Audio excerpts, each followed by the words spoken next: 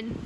Hi, we're a group of concerned citizens from Bailey, Colorado. We're out here. Our group is called Safe 285, which is safe access for everyone, 285. We're here to talk about CDOT's current plan to remove this traffic light right here behind us.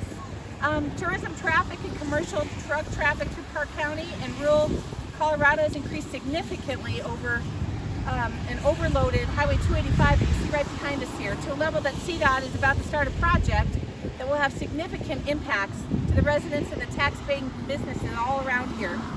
There are 10 to 12 businesses right in this area that will be heavily impacted. Although Park County welcomes tourism and commercial enterprises in our county, we want all users of this road to have safe travel and unimpeded roadways. So CDOT has proposed a $1.3 million project to remove this traffic light on US 285 in Bailey here behind us, to reduce the traffic that you can see here to one lane in spots that are now serviced by 2 lanes, and appears to be an inadequate plan to our concerned residents here and our business owners. A plan based on a 16-year-old traffic study. The traffic has changed considerably since 2004, as you might imagine.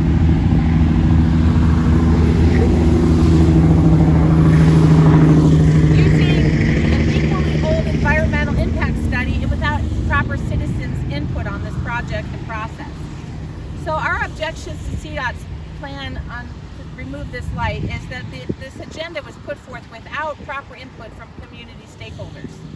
Traffic study that was conducted in 2020 was a 15-minute observation during low traffic time during a Monday, with conditions that did not observe or consider our heavy tourism traffic, our recreational vehicle traffic on weekends. So by blocking this traffic from crossing 285 risks crippling the commercial growth that you see all around us. There's about 10 businesses on this side, there's about 4 or 5 businesses on the other side. It will significantly cripple this commercial growth, damage the viability of these businesses and enterprises around this 285 corridor, which will reduce not only county revenue but state revenue as well. So the limited audience that was on the CDOT meeting, it was a Zoom meeting, the full community input was not received. They did not answer many of the questions. They promised to get back with answers to questions, which they did not. They promised more meetings, which they also did not conduct. So solutions that we would like to propose is to stop the current CDOT contract allocation and conduct comprehensive traffic studies to include summer tourism travel and traffic during peak times. We'd like to install a smart signal to allow variable timing of the signal, and restripe the roadways to better utilize the existing pavement that's already there.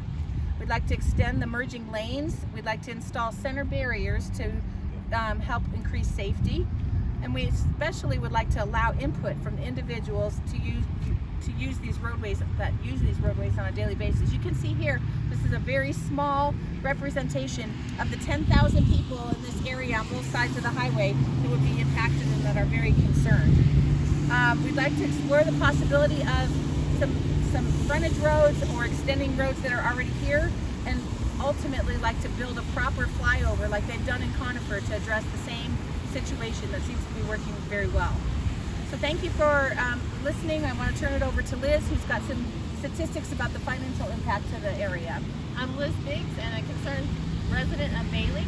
We have within our businesses right now, the current 2020 commercial property tax base is $114,297. That's our commercial taxes, estimated taxes for 2020.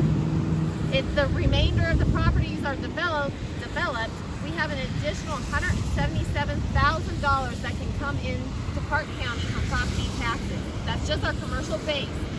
All of that is in jeopardy and can be lost if roads are not dealt with accordingly.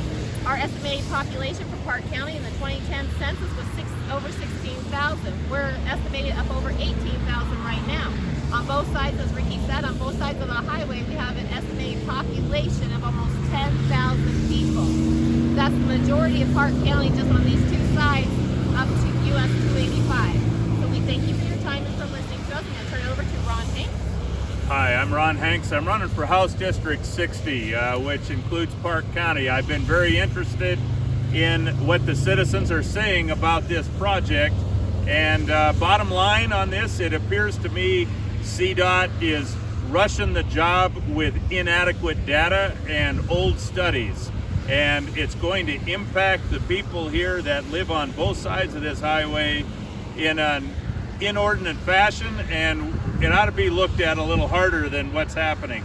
A 20-minute study or a 15-minute study on a slow traffic day is not adequate, and 15-year-old environmental studies, not adequate. We need to get CDOT to come back to the table, talk with our current commissioners, talk with the citizens, and let's re-look at this. Let's get some input from the people who are going to be impacted, who live here, who pay taxes here. And I'll turn it over to Richie here. Richie Frangiosa, candidate for Park County Commissioner in District 2.